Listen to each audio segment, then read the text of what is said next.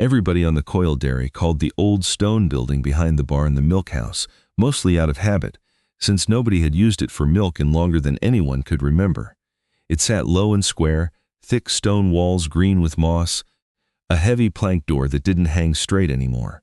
Ray Coyle, who ran the dairy his grandfather started, had asked Maggie Carter out to fix a few things that were actually his problem that week. A cracked feed auger, a stuck gate latch, a water pump losing pressure. The old milk house wasn't on the list. As far as Ray was concerned, it was just a place to store spare fence posts. Maggie was 27, running the small repair and fabrication shop her father had left her, and she'd learned a long time ago that the job somebody hired her for wasn't always the only thing worth looking at. While she and Ray were dragging an old metal trough out of the milk house to get it out of her way, she noticed something that had nothing to do with fence posts. The stone under her boots was cold, not cellar cold. Colder than that, even with the door standing open in the summer heat. The mortar between two of the floor stones near the back wall was damp, though there hadn't been rain in a week, and when she stood still for a second, she heard something. Faint, a trickle, somewhere below the floor. She knelt down and pressed her palm flat against the stone. Definitely cold, definitely something moving under there. She worked her fingers into a gap between two slabs and found an old iron grate, mostly buried in dirt and gravel. Maggie pulled her father's 6-inch steel ruler out of her shirt pocket and slid it down into the gap, feeling for the edge of an opening below the grate. There was a channel down there, cut stone, old and deliberate. She measured what she could reach. Width. Depth as far as the ruler would go. She wrote the numbers down, the same way she wrote down every measurement that didn't make sense to her yet. Ray shrugged when she asked him about it. That's just an old spring line, my grandfather's era. Never bothered with it. Maggie wasn't so sure it was nothing.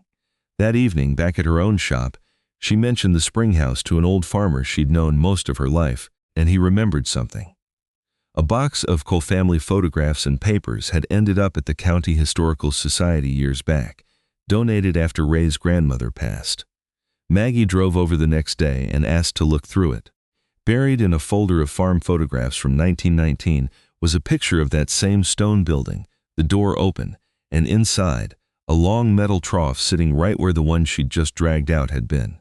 The trough was full of water, and standing in the water, up to their necks, were rows of milk cans. Tucked in the same folder was a page torn from an old farm ledger, the handwriting faded but legible. Clean North Channel before June heat, it read, alongside a note about butter spoiling the year they'd let it go too long. Maggie understood the shape of it now. This building hadn't been storage. It had been a way to keep milk cold before anyone on that farm ever owned a refrigerator, using nothing but a channel of spring water running under the floor. She went back to the milk house with a shovel and a lot more confidence than she probably should have had. If cold water used to flow through here, she figured, the fix was simple. Clear whatever was blocking it and let it run again. She spent an afternoon digging out the buried inlet where the spring line entered the building, pulling out decades of silt, roots, and gravel that had choked the channel down to almost nothing. When she finally broke through, water surged into the old trough, thick and the color of weak coffee, loaded with sediment that had been sitting undisturbed for decades.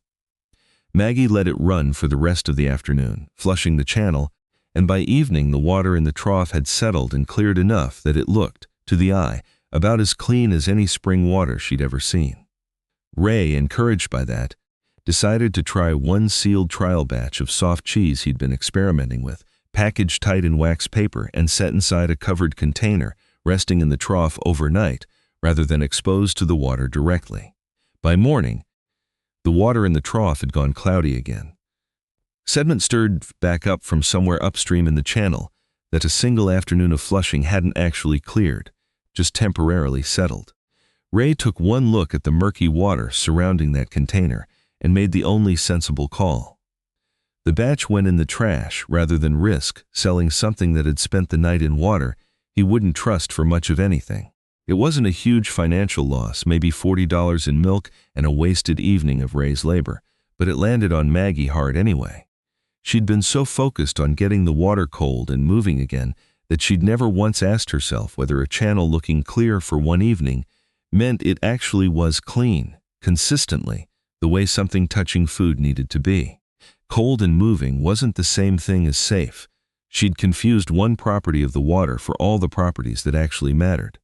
Ray, to his credit, didn't tell her to fill the channel back in and forget about it. He mentioned the whole mess to a man named Walt Ferris, retired now, who'd spent over 20 years as a county dairy inspector before he stopped working, and Walt agreed to come take a look. Walt walked the milk house slowly, checking the stone, the channel, the trough, without saying much at first.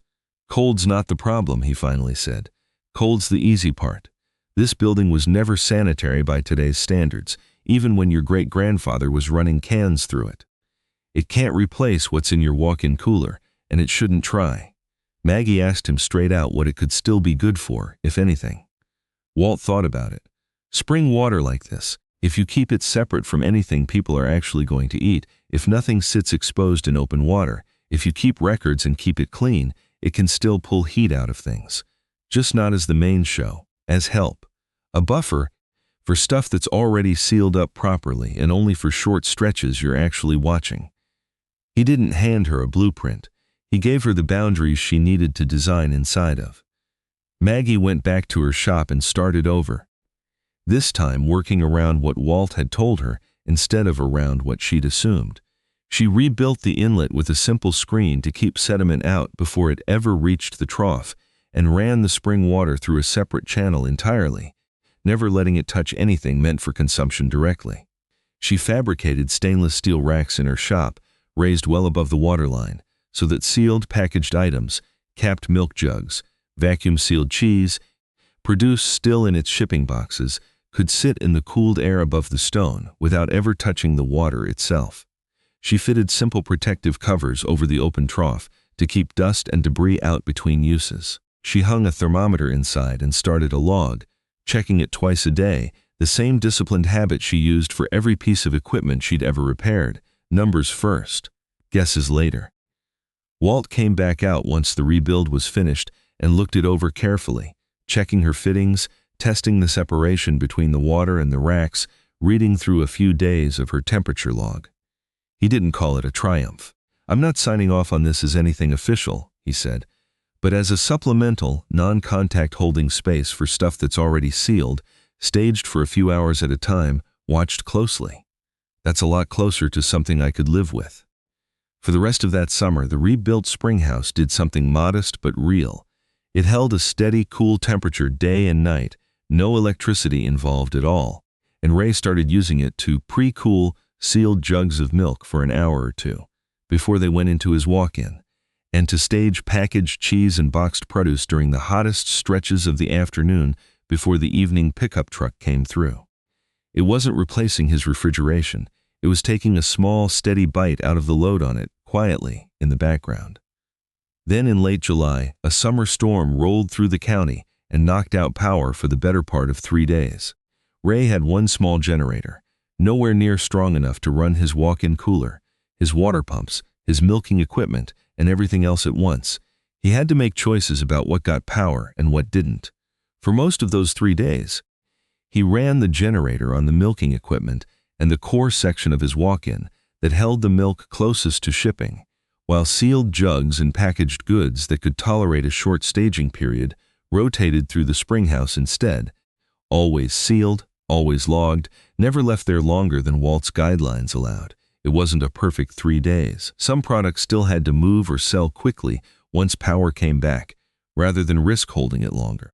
But by keeping that steady overflow off the generator-powered cooler, Ray figured he stretched his fuel through the entire outage, instead of running the tank dry a day early, saving what he guessed was close to $60 in fuel runs he would have otherwise made into town, and he lost noticeably less product to spoilage than he'd braced himself for going in. Word of that outage got back to a neighboring dairy a few miles off, and its owner asked Maggie to come take a look at an old spring-fed wash house on his own property, wondering if it could do something similar. Maggie walked it the same way she'd walked the coil place, checking the stone, the water, the layout. That one, she had to tell him, wasn't going to work. The spring feeding it ran too warm most of the summer to pull much heat out of anything, and the building sat too close to his equipment yard to keep clean. He wasn't thrilled to hear it, but he trusted her more for saying so than he would have if she'd just taken the job anyway.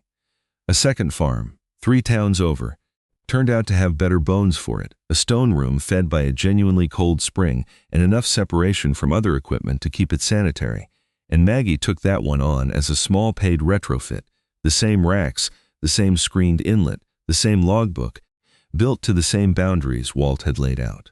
Walt drove out to the coil place again about a week after the outage, mostly out of curiosity about how it had gone. He stood at the edge of the old trough, listening to the spring water still running steadily beneath the stone. "Don't call this refrigeration," he said. Maggie looked at him and shrugged. "I don't." Walt looked back at the trough a moment longer, at the racks, the covers, the thermometer, the logbook sitting open on a shelf nearby. "Call it useful," he said. Maggie slid her father's ruler back into her shirt pocket the way she always did and figured that was about right.